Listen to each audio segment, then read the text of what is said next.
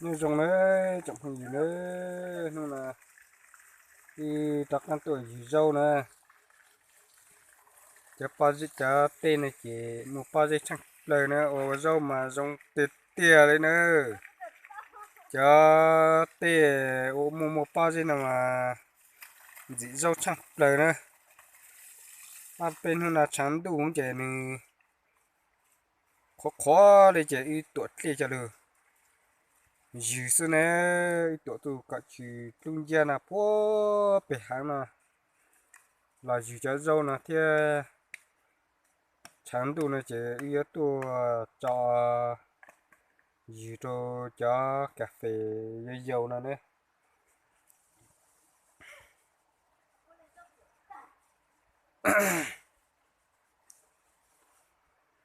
y tụ phố bể của nó lò nữa y tụ cái nó lò chè y chè dì cho dâu nè thì chẳng đủ nè chè thì dọc khó khó nè chè y tụ dì cho cà phê dây dầu nè nè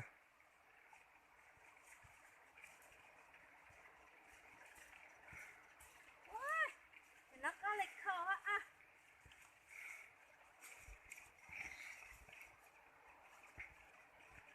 Ừ, giờ mùi gì tôi chán trả nè nữa trả nó mới cho những có ua cho tôi lo nữa bây giờ mì nữa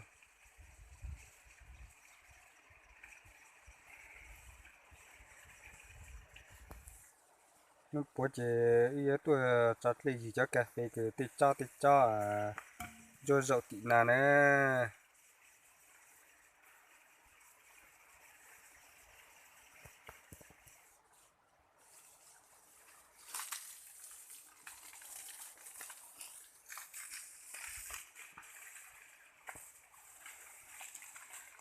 xe vô mùi gì tôi chán trả nè nữa là nó một chờ dâu thế nữa chờ dâu chuyện gì dầu cho tôi lo nữa gì cho nó tàn chỉ yêu một chế nữa còn là chỉ cái giá trống đủ nữa một xuân mồng đầu nữa giờ trồng đủ chế gì cho nó tạt chế thì dẫu yêu một chế ở nữa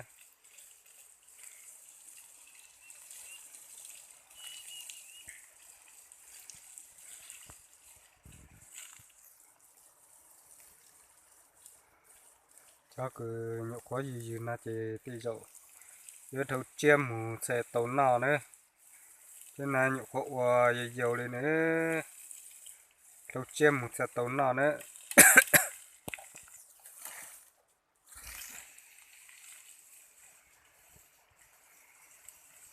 rồi cho lò bể nào chế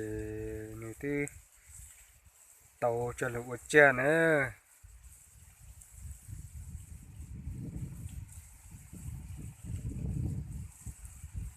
cái tên là chỉ chẳng bao giờ nữa chẳng còn gì nữa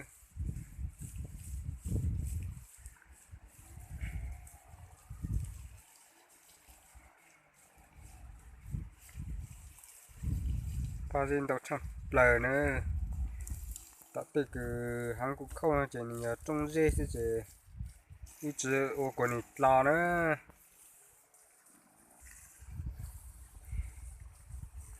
当着这个辣椒那些，你要带些中脚呢，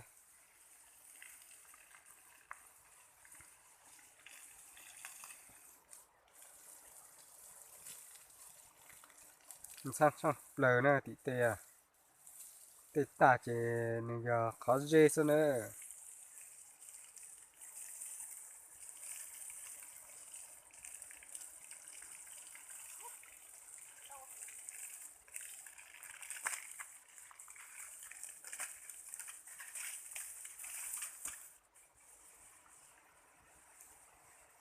就大些地肉不要木chế lại呢，做gì呢？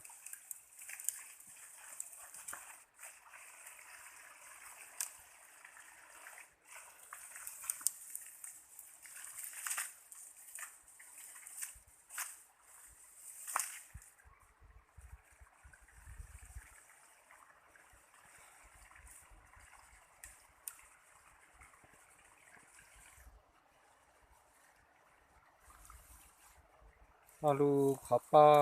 cứ liếp lông thì nó chế giờ ăn nó cứ tôi chè à cậu thì nữa là lo chế ni bao rồi nữa chiều năm có tập ba ban đầu chập lời nữa